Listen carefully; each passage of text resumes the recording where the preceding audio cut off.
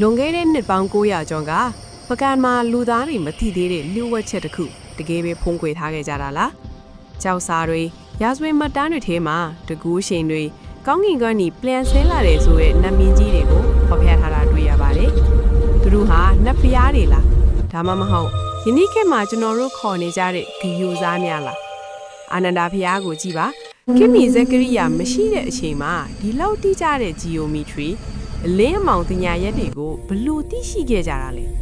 တချို့နေရန်စီးရဲပန်းကြီးတွေထဲမှာတော့အာကာဘဝတ်စုံနဲ့ဆင်တူးတဲ့ဝိယုံတွေထူးဆန်းတဲ့ရင်ပြန်ပုံစံတွေကိုမြင်ရလေလို့အင်းရှင်ဘျူရီဓမ္မတွေကညင်းခုန်နေကြပါတယ်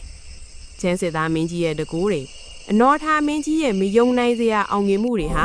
ကိုပိုင်ဉာဏ်ပညာတွေလားဒါမှမဟုတ်အစစ်မြစ်နီးပညာနဲ့ပံ့ပိုးပေးခဲ့တဲ့အမိမသိအင်အားစုတစ်ခုတကယ်ပဲရှိနေခဲ့တာလား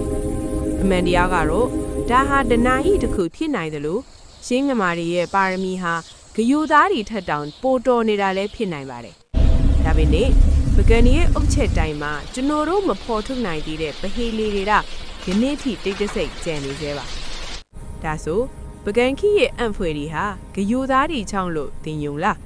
ဒါမှမဟုတ်ဒါဟာငါတို့ဘိုးဘွားတွေရဲ့ကိုယ်ပိုင်ဉာဏ်ပညာပဲလားသင်အမြင်ကို comment မှာရေးပေးခဲ့ပါနောက်ထပ်ဘလူဗီဒီယိုလေးတွေတင်ဆက်ပေးမလဲဆိုတာသိရဖို့ like follow subscribe လုပ်ထားနော်